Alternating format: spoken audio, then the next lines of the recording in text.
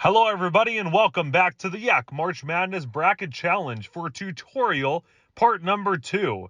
My name is Ryan Ketcham, the videographer, host, and reporter for the YAC Foundation.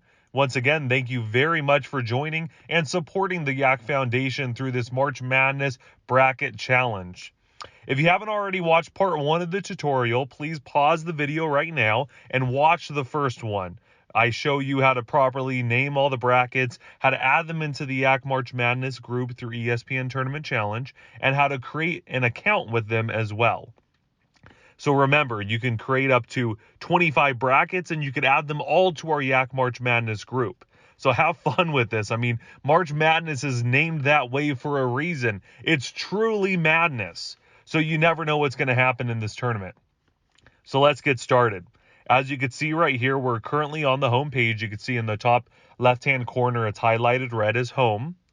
And right now, you could be able to see that I have access to all of my brackets on this page. In the home page, you can see all of them. You can see that I'm in my account as well. So as you can see, I have 4 brackets on my screen to show you kind of the different examples of what I'm going to do here today. So you can see that YAC March Madness is under groups for my first bracket. As you see on the right-hand side, it says groups. You can see YAC March Madness on my first bracket. That means that the bracket is currently in the YAC group, as that's what you want all your brackets to say. So you want to make sure that's that way for all 25 of your brackets. You will see that my other brackets are not in the groups as of now. That's just because these are example brackets for these videos that I'm creating so that you could be able to see how to complete these brackets for yourself. So you also see that there is a red word incomplete under status for each bracket. You will see that 2 of mine have incomplete and 2 of them have the words complete that are in green. So basically complete is when you actually fully finish the bracket, you finish every single step that I'm going to go through with you today. So these brackets, they're incomplete right now because the official March Madness bracket was not released until Sunday night after the Selection Sunday show. So now that the brackets are available, we can go fill them out. So that's what we're going to do today. So make sure to click on the bracket name of the one you want to fill out. Make sure, obviously, it's in the group of YAC March Madness, as I just mentioned, but click that group name. So it'll take you directly here to the NCAA Division I Men's Basketball March Madness bracket. You will now see on the screen, it may look a little overwhelming. I understand there's a lot going on here if you haven't filled out a bracket before, but trust me, this is very easy to do. You just have to follow my simple steps and I'll describe it along the way. So as you can see, there are teams on the left side of my screen and on the right side of my screen. They have their name. There's also a number. As you can see, there's a number 1 right next to Gonzaga right there. And there is also their logo as well as a bubble on the side of that.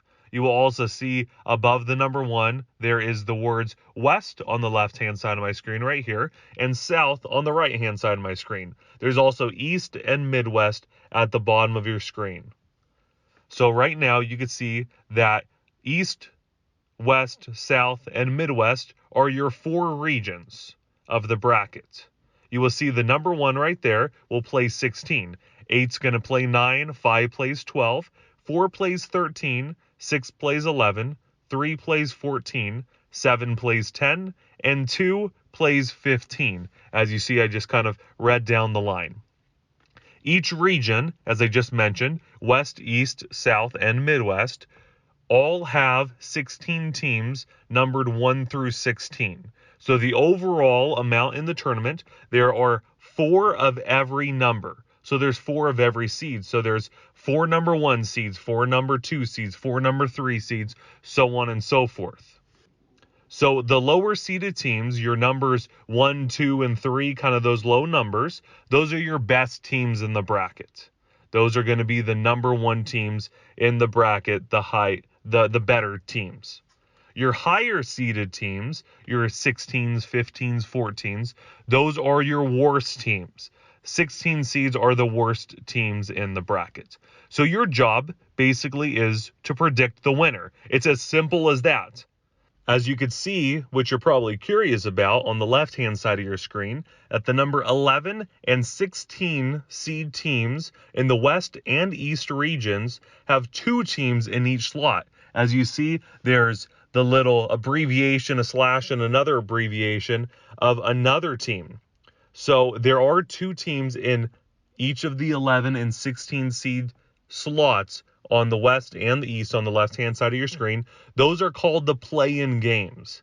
Those teams will play against each other in the same seed. So those teams on each side of the slash will play against each other to find out who will actually fulfill that seed, who will actually play in that round of 64 game.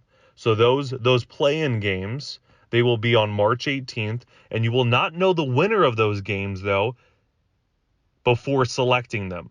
So you are going to have to select the winners without knowing who has won that play-in game. So what I would suggest to do is looking at both teams in each of those slots just to see if you want to pick one of those to win. Then you will have to, just kind of do a little more research on those teams to be able to move them forward. But basically, while picking your teams, have fun with it.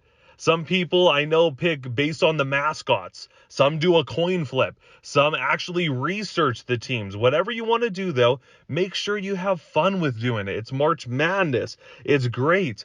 There's so many different variations of who you could actually choose to win it all. So it just makes it such a fun time and such a competitive time as well.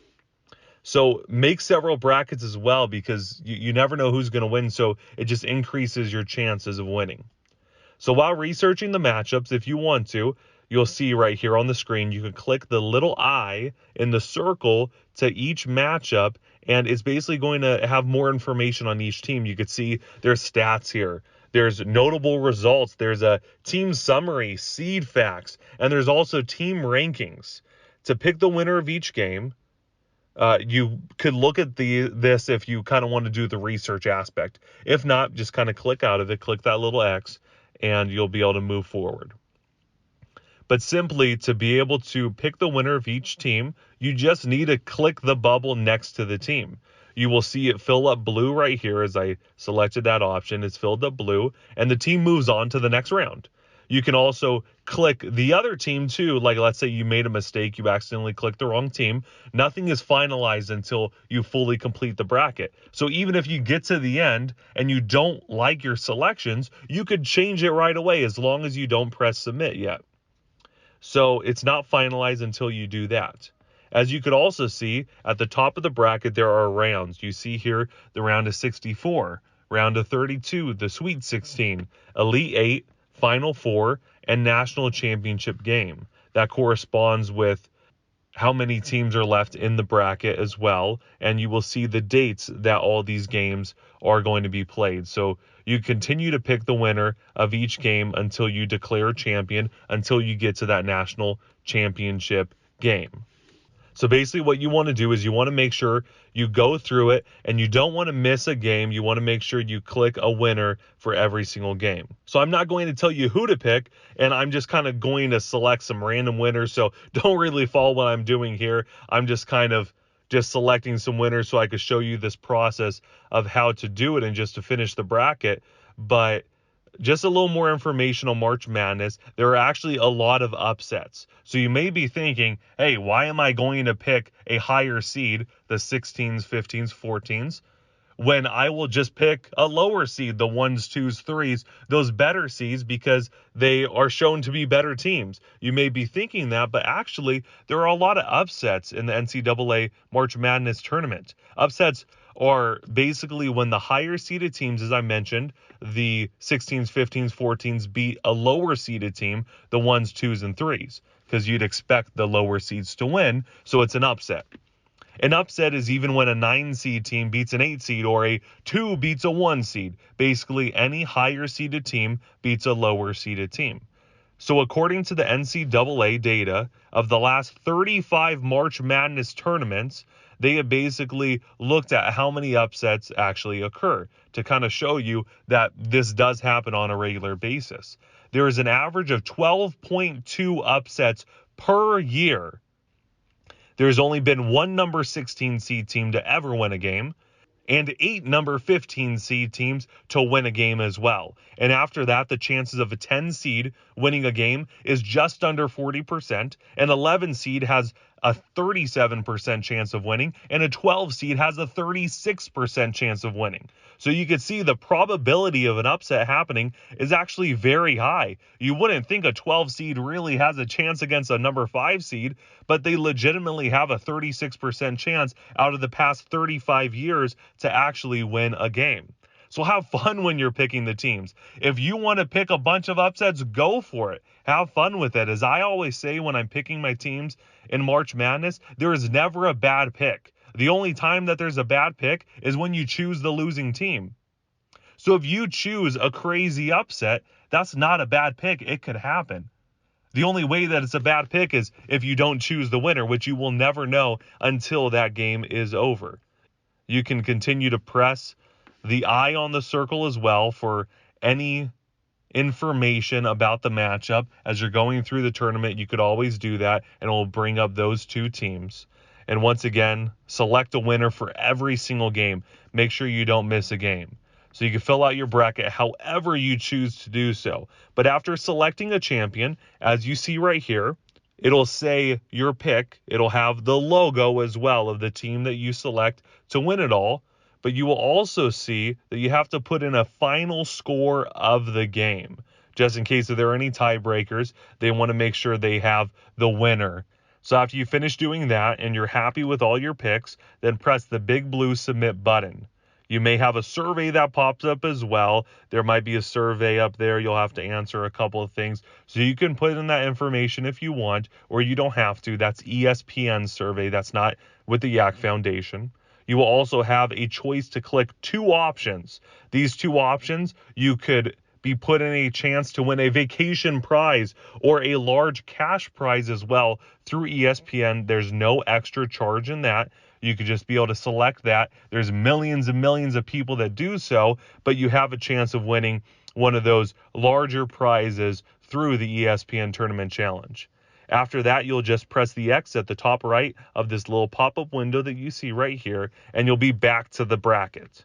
So now you'll select home. Once again, the top left-hand side of your screen where it says home, you'll select that, and now you'll see a green complete under the status of the bracket that you were working on. You'll see the logo of the winning team. There's points on the right side right here. As you see, there are points, percent, and max. Basically what this means, it helps you keep track of how well your bracket is doing. It's telling you how many points, the maximum amount of points that you could get on your bracket as well, which as you see is 1920 right now, which everybody will have. Once you start picking games though, and the games are played out, and those games, let's say you don't pick the winner a couple times, that max of 1920 will start going down. The points will continue to go up as well. The percentage of how many you get right will continue to go based off of how well you picked games too. So that's a quick way to be able to see how well that you are doing. You could always access each of your brackets as well under the My Brackets tab right here on the top left-hand side of your screen. And you could also click My Groups to be able to see how everybody's doing the YAC March Madness bracket challenge. You could be able to see how everybody kind of sizes up to your bracket. So make sure to do this for every single one of your brackets. Go through, fill it all out, and you'll be good to go and ready to compete with everybody else. Also, really quickly, if you want to make a new bracket as well, I'll show you with these quick little steps. So you'll click My Brackets at the top left of your screen. You'll click Create Another Bracket. I'll wait for it to get to it. But basically, you'll be sent here to this screen directly, which it leads you to fill out another bracket. You've already been at the screen before. It leads you directly here. However, you still need to name it and put in the YAC March Madness group as we did in the first tutorial video. So what you're going to do is you will select the settings symbol right here. As you see, my cursor's over it. I'll click this one. And you're back to this page where you were on the first tutorial. You'll put your name, your underscore, you'll put a last name initial, underscore, then the corresponding number of the bracket it is. That's what you'll name your bracket. You'll also put the group you're sponsoring, the group that the student that you're sponsoring is a part of, or the group that invited you next to the number 2. So make sure you do that step. Then you'll click create or join a group. Same process again, where you select the YAC March Madness and then you select join group for that specific one. So now you're ready to fill out your bracket. You're all good to go. And that's how you do another bracket if you wish to do so. Once again, you can create up to 25 brackets and you can put all 25 in the YAC March Madness Bracket Challenge group. Thank you for joining me once again here for another tutorial video. I really appreciate it. Thank you for supporting the YAC Foundation. I look forward to competing with you, and we'll talk soon. Thank you. Bye-bye.